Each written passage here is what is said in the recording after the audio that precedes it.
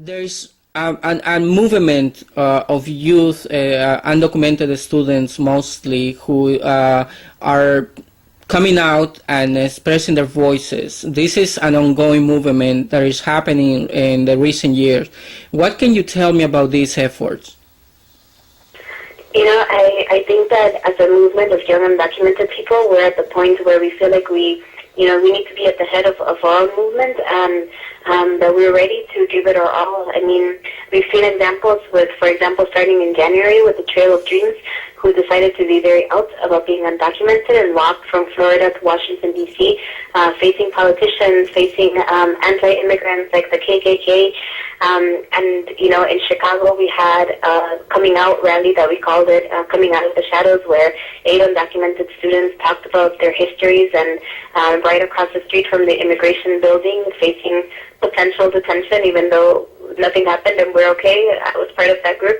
And even individually, I know that I've had several conversations with people who tell me, I would be willing to get arrested. I would be willing to be detained if that could change the movement.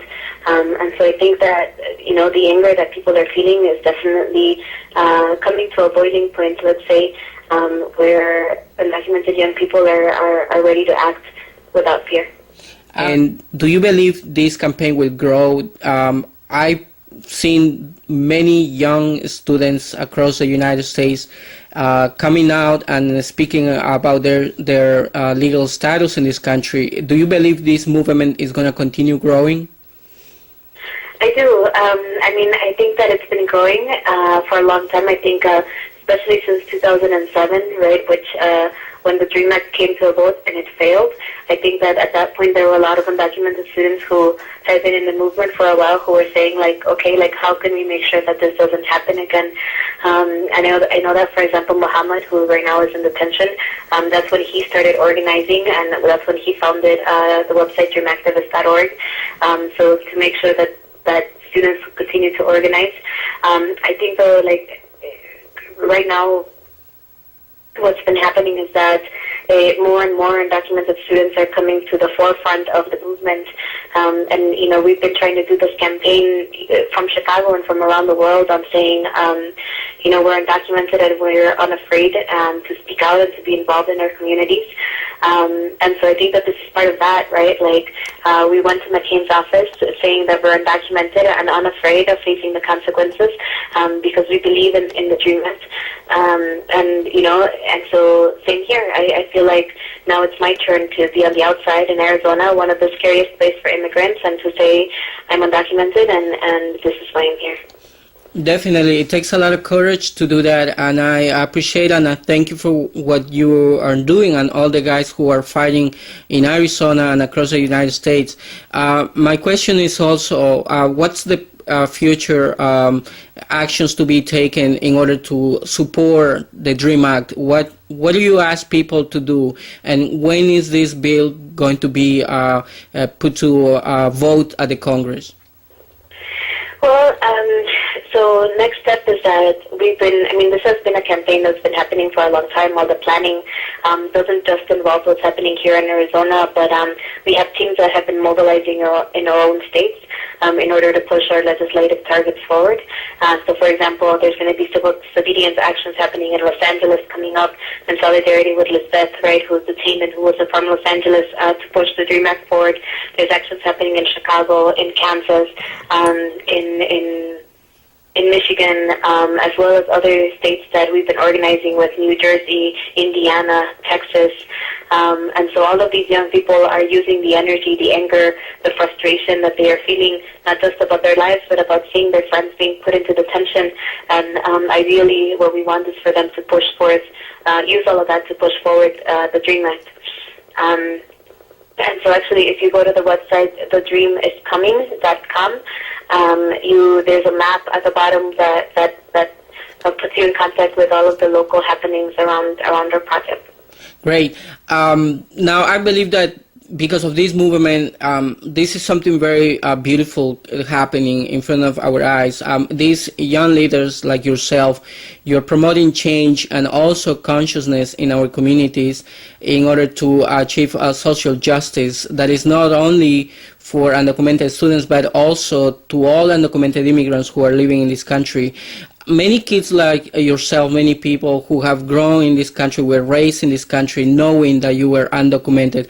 What is like living in those conditions in this country? If you can briefly give me your personal testimony, what is like living in that situation for so long? Well, I know that oftentimes it's very frustrating, right, to feel like on the one hand you are part of this society, that the United States is your country. We learn the history, the culture, the music, the language, like everything that has to do with this country. And then the thing is that you realize that you can't live your life freely as other people can, right? Like we can't apply to college, we can't vote, we can't travel outside of the country and back in, right? I mean, we could travel out, but we can't come back in. And the thing is, like, this is where our lives are. This is often where our families and our friends and our lovers are. And so, it's like living in your own country without having any rights. And many people don't understand that what most undocumented immigrants, especially students, are demanding is the right to work and study. And the beauty of it is that this is a movement of students who are trying to get documents in order to contribute to the society. Many people see undocumented immigrants as criminals, in part because of the media and the way how people are portrayed in general. But most of the students, especially you guys who went to Arizona, want to graduate from college and then work for the communities.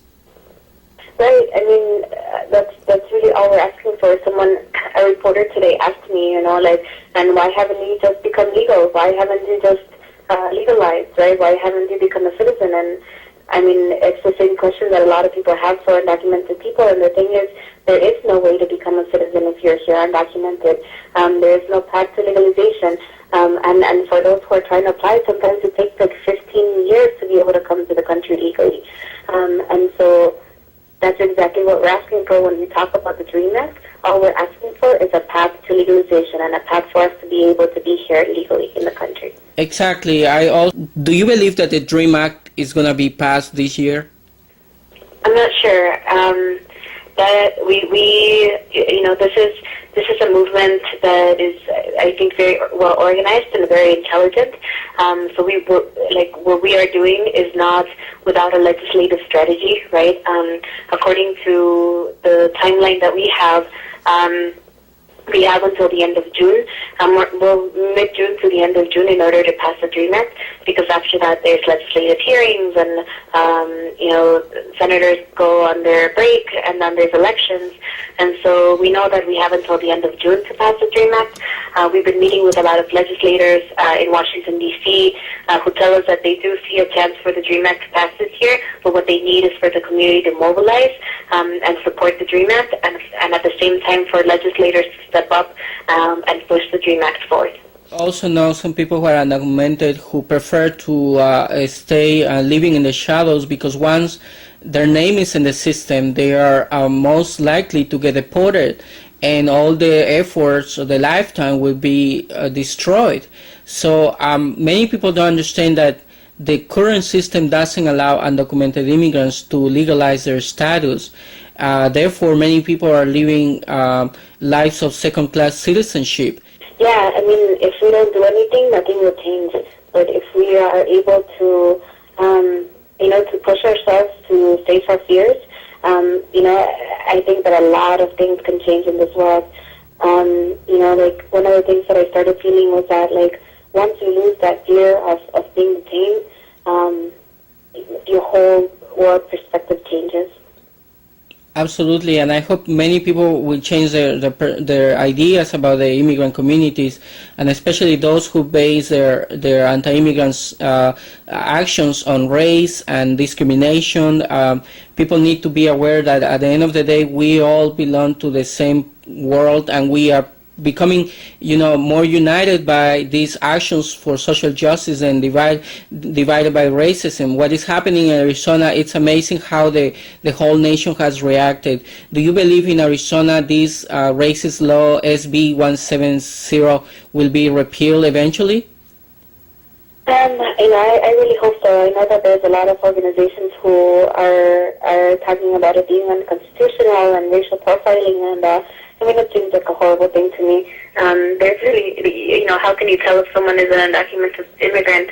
And that's exactly why we came to Arizona, because we felt like Arizona, everything that's happening in Arizona with the laws and has been happening even before SB 1070 is not the way that immigration reform should happen. It is not the standard for immigration reform. What we need is positive laws that focus on education, on hard work, on contributions to society, such as the DREAM Act. Thank you, Tania.